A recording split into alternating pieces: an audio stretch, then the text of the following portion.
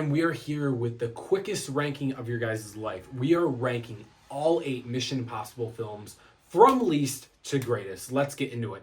Mission Impossible 2. I haven't seen this film in about 3 to 5 fucking years. I think the last time I rewatched it was right around the time Fallout was coming out. And I just remember watching it. I was like, nah. I really didn't. I didn't hate the film, but it didn't feel Mission Impossible-esque to me. And I know that sounds weird, but like I just didn't really care for the motorcycle sequences. I didn't really care for the the style of the film and the plot. So I will say that Mission Impossible 2, it's a good film for sure. I haven't watched it in like 3 to 5 years now, whenever Fallout came out. But unfortunately, it's fun action, but it is definitely the least on this list. There's so many better Mission Impossible movies. Coming in next is Mission Impossible 3. I actually had a lot of fun with Mission Impossible 3. I really like this film. Once again, watched this probably like 5 years ago. I watched 1, 2, and 3 literally 5 years ago, right around when Fallout was coming out. And I liked Mission Impossible 3. It was the first time we got introduced to Simon Pegg playing Benji. And I think that with the story with more or less his wife and seeing how that all culminated with Philip Seymour Hoffman, I hope I'm getting that right. I think it was the third film. Yeah. Sorry, a little foggy, but I really liked the plot of that film. I thought the action was good in Mission Impossible 3. I really enjoyed the suspense, the thrilling aspects to it too as well. And it is, I don't know when that movie came out. Was it 2006, 2000, something like that. But I enjoyed it for sure. Guys, coming in next is Mission Impossible Rogue Nation. Rogue Nation is a film that I went into off the highs of Ghost Protocol, and I thought, oh, this is going to be fucking even better.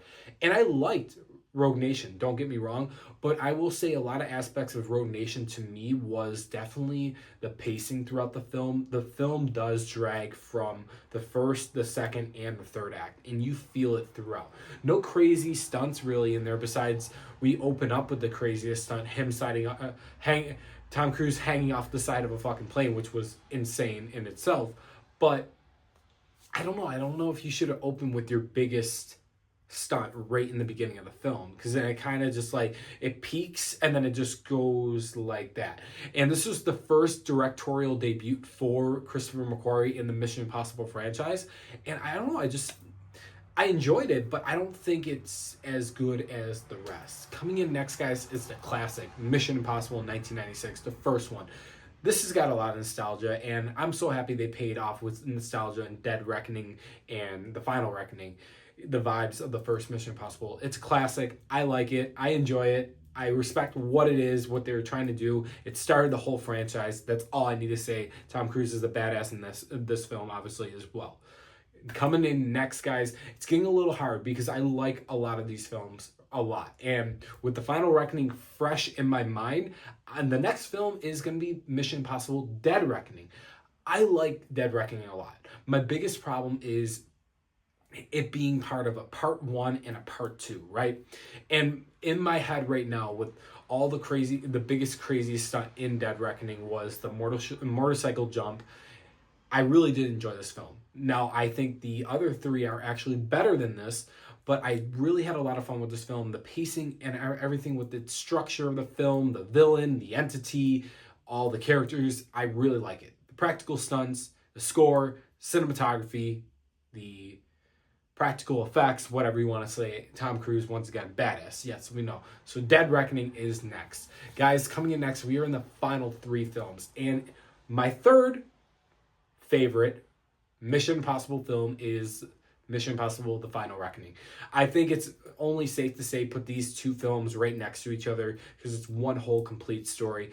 But in my head, as of right now, just got out seeing The Final Reckoning, I like The Final Reckoning a lot better. Why? Because it actually ends the story and doesn't leave us on a cliffhanger. And I think the stunts, the practical effects, even the cinematography, even though the score was definitely better in Dead Reckoning 1 or Dead Reckoning Part 1, I think the final reckoning is bigger, grand, and feels a lot better. The pacing, yes, was better in Dead Reckoning Part 1, but overall the culmination, the climax, the resolution all taking place in the final reckoning, I think is a lot better, and I was more satisfied watching this film literally 25 minutes ago. Coming in next, guys, these last two are so hard for me, but Mission Impossible Ghost Protocol. I remember watching Mission Impossible Ghost Protocol in theaters in 2011, and I fucking loved it. I love the Burj Khalifa scene.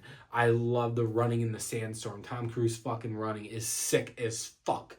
I really thought, I think it was Brad Bird that directed this film, reinvented the Mission Impossible franchise, adding in Jeremy Renner with Simon Pegg once again coming back, and having Tom Cruise in this style where it just felt like fun. It was like a fun type suspenseful mission movie. The tone gets darker in the next one, that's my favorite of all, but I like this movie a lot, and it's got to be number 2. And number 1, you guys guessed it, is Mission Impossible Fallout. Now, I was going back and forth on it when Dead Reckoning came out, but I'm safe to say, I think that helicopter sequence, Tom Cruise running on buildings, jumping the cliff, the fucking free fall sequence, or the halo jump, Henry Cavill, my boy in this film, the tone of Fallout is the best, in my opinion, the darkest tone that has been in all Mission Impossible movies.